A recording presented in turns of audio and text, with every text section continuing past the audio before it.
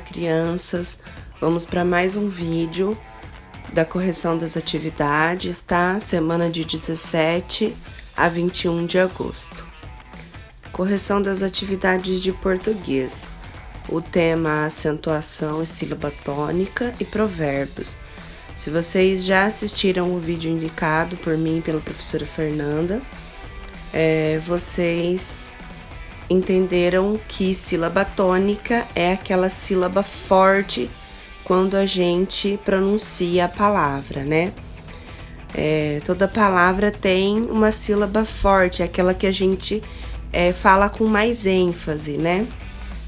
E elas são classificadas em oxítonas, paroxítonas e proparoxítonas. Oxítonas, quando a sílaba forte é a última, paroxítona, quando ela é a penúltima, e proparoxítona, quando ela é a antepenúltima. Então, nós deixamos aí algumas palavras para vocês lerem em voz alta, né?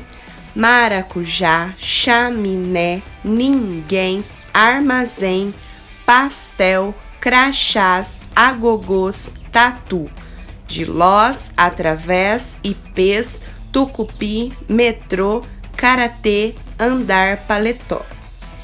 E aí você tinha que circular as que estavam acentuadas. Toda sílaba que é acentuada, você já de cara reconhece que ela é a sílaba tônica, que ela é a sílaba forte, porque quando a letra traz o acento, a gente tem que dar uma ênfase na hora de pronunciar, tá? Então, todas as palavras que estão em vermelho e grifadas eram a que vocês deveriam circular, tá? Porque todas têm acento na última sílaba, então significa que ela é oxítona, tá? Na letra B, quais oxítonas devem ser acentuadas graficamente? Então, você ia olhar lá quais estão acentuadas, né? E aí a gente já teria uma regrinha. Devem ser acentuadas as oxítonas terminadas em A, maracujá, as, crachás, e, chaminé, karatê, es, através, ipês, o, paletó, metrô, em os, agogôs, terminadas em, armazém, ninguém,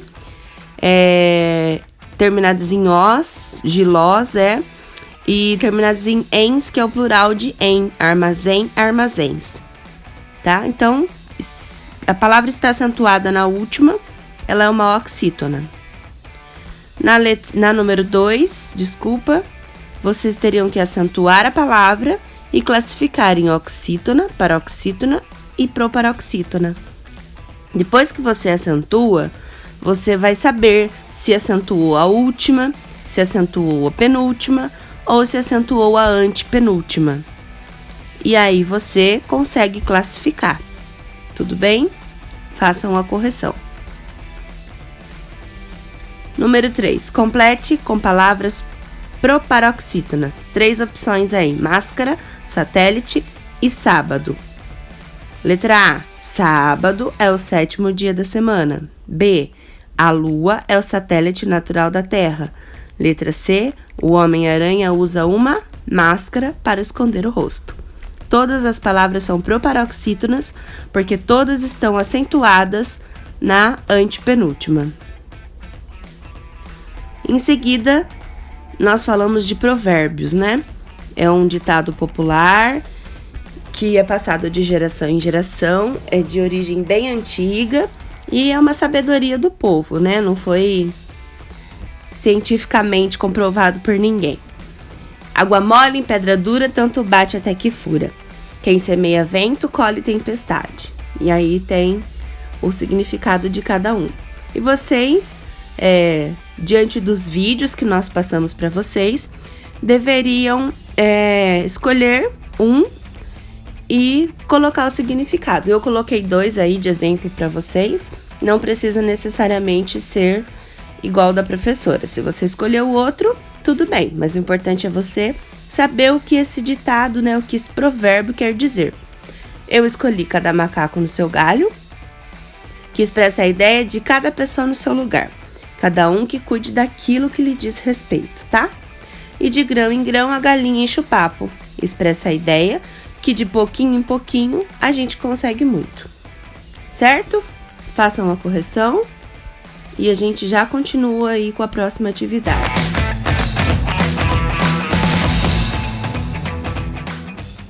Atividade de geografia, vamos corrigir. Espero que vocês tenham assistido ao outro vídeo que a professora indicou para falar sobre zonas de iluminação e aquecimento da Terra, tá? Então aí o planeta ele é dividido em 3 zonas e o que classifica cada uma é a quantidade de raios solares que atingem essas regiões. Então na tropical é a que mais recebe raio solar, é a mais quente e iluminada. A temperada recebe um pouco menos, quero dizer, e ela é um pouco menos iluminada. E as zonas polares, elas recebem quase nada de luz solar e tem as temperaturas mais baixas, tá? Aí estão as respostas, todas estavam no texto. Zona tropical é mais quente porque é a que recebe mais raio, porque ela está de frente para o sol. As temperadas, elas começam a receber os raios já no nível de inclinação, então recebe menos. E as zonas polares, como elas estão nos extremos polos da Terra, os raios atingem menos ainda. E depois, a maneira como o mapa de vocês tem que ficar, tá? Vermelho, as zonas polares. Laranja, a zona tropical, que está aí bem no meio. E amarelo, as zonas temperadas. Façam a correção e qualquer dúvida dessa matéria, vocês mandem para a professora.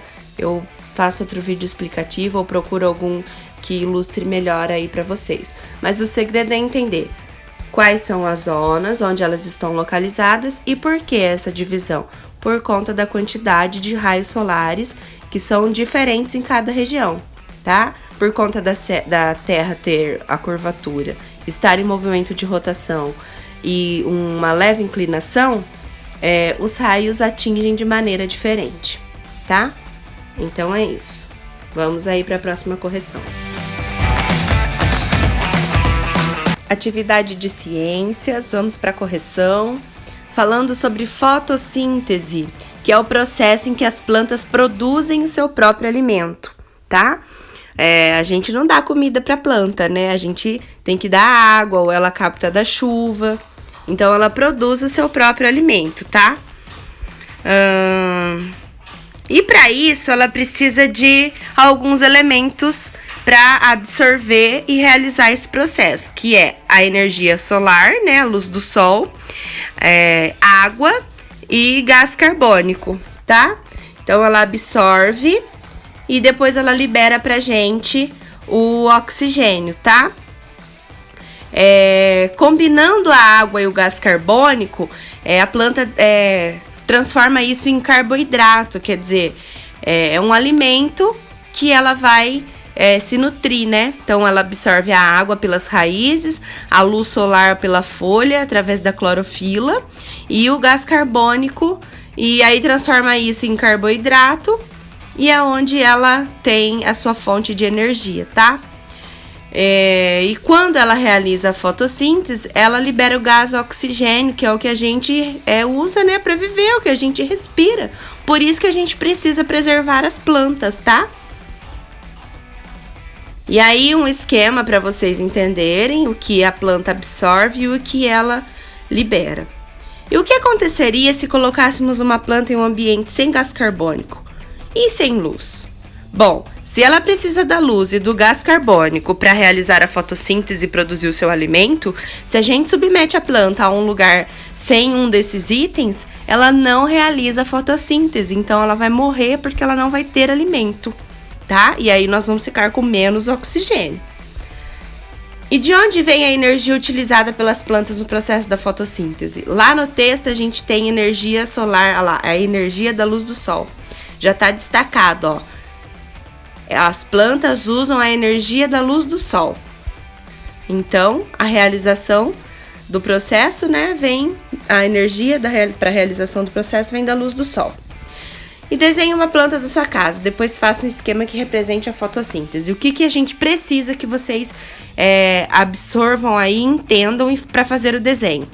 O que a planta absorve e o que a planta libera.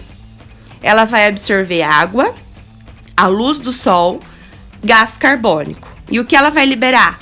Oxigênio. Para fazer o processo todo, ter o seu alimento e ser uma planta linda, maravilhosa.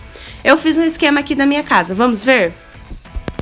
Então, eu tirei uma foto aí, essa é a planta preferida da minha mãe, é uma orquídea. Mas tem bastante planta aí no fundo de casa, vocês podem perceber.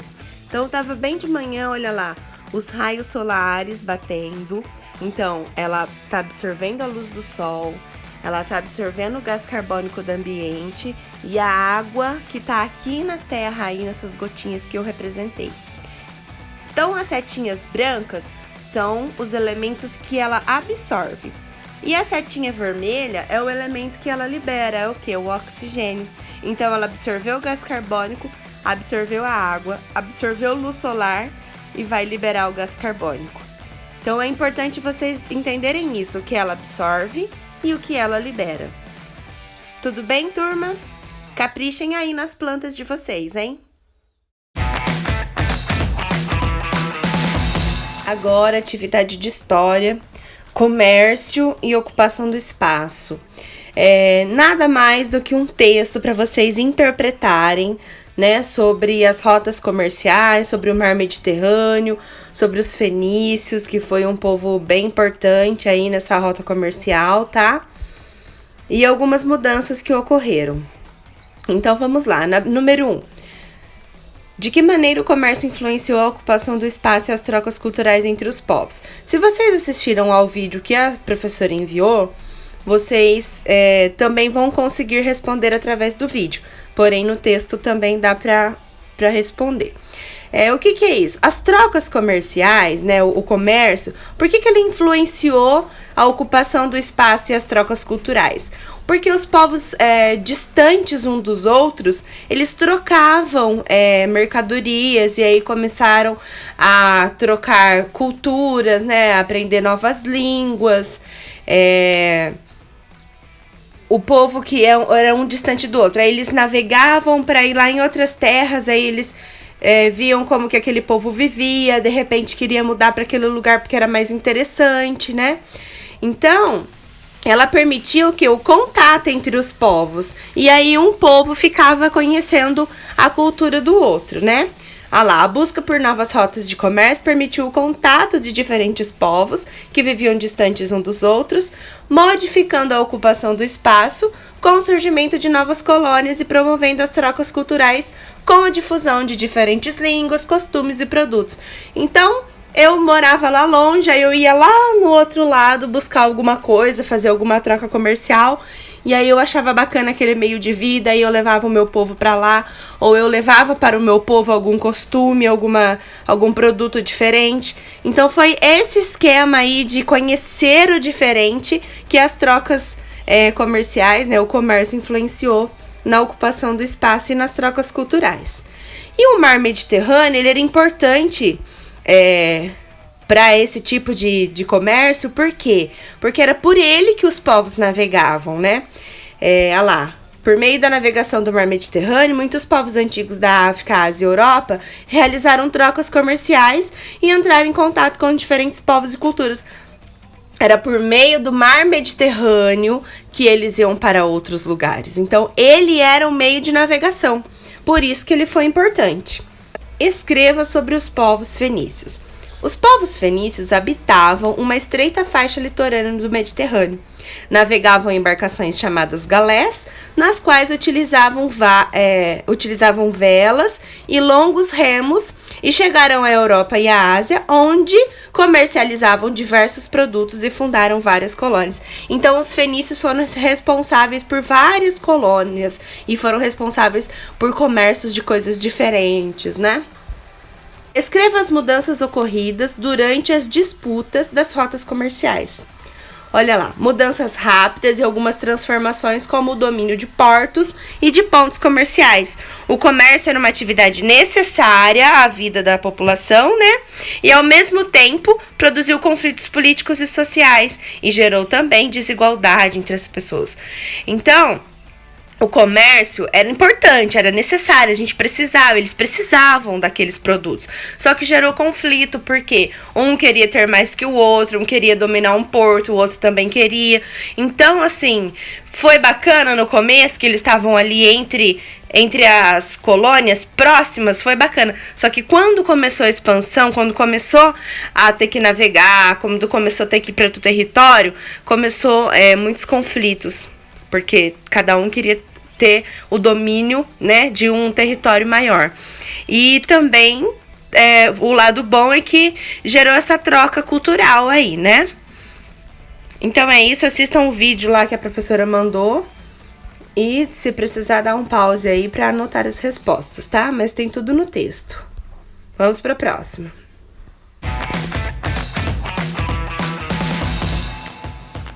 Correção de matemática, atividade por cálculo por decomposição, né? A decomposição é isso aí, turma, é a gente dar o valor real do algarismo. 3.521. Quanto vale o 3? Ele vale 3.000. Quanto vale o 5? Vale 500. Quanto vale o 2? Vale 20. E o 1? Por quê? A gente tem que saber a ordem das classes, né? O 3 está na unidade de milhar. O 5 está na centena, então valem 5 centenas. O 2 está na dezena, então valem 2 dezenas. Tá? E aí vocês somem usando a decomposição. Olha aí, eu fiz tudo para vocês entenderem como quando passa aqui 900 mais 6.000, mais 600, dá 1.500. Então, a gente só fica com a centena, passa a unidade de milhar para o vizinho. Quando a gente faz a conta que sobe 1 ou sobe 2, é a quantidade da próxima unidade, né, que passou quando você fez a soma. E aí depois a gente soma aí do lado e consegue um resultado final, tá? Então vejam aí como vocês fizeram, se é mais ou menos isso. Tem que ser isso, porque cálculo por decomposição é assim. Você decompõe o número ao valor equivalente de cada algarismo, tá? Até a letra F. Se precisar, dá um pause aí para vocês fazerem, tá? Não coloquem só o resultado, ou anotem no caderno e mande uma foto. Preciso que vocês entendam o cálculo por decomposição. E aí, algumas situações problemas, né? A Lívia queria saber quantos ímãs faltavam para ela poder terminar a encomenda, né? Então, a gente decompôs o número. Só que em cima ficou um número menor do que embaixo. Olha lá, ficaram 500 unidades para tirar de 700. Aí não dá. Aí olha lá em azul, a professora emprestou, ó. Era 2.000, aí ficou 1.000 e passou a ser 1.500. É quando a gente empresta do vizinho, lembra? A segunda situação problema. Saber a diferença que a empresa arrecadou de reciclagem, né? De papel para reciclagem. Então, a gente tinha duas situações que não dava, que o número que ia tirar era menor do que o que a gente tinha para tirar, né? Então, a gente teve que emprestar. Primeiro eu emprestei lá para a unidade, depois eu emprestei para a dezena, tá? E a terceira situação de problema aí para vocês é que o Heitor queria fazer uma viagem. A gente tem aí a quilometragem, né? E ele tinha duas alternativas para ir até Girassóis, né? Só que a gente quer saber qual foi o mais curto. Então, eu coloquei para vocês as duas situações. E aí, a gente comparou os números, né? 570 é menor que 600. Então, o caminho mais curto seria ele ir até Vale Seco e de Vale Seco a Girassóis. Certo? É isso aí, qualquer dúvida, pergunta. Mas, ó, gravem o que é decomposição. É decompor o número na forma somativa. quanto vale a unidade de milhar, quanto vale a dezena, quanto vale a centena e assim por diante. Até mais, pessoal!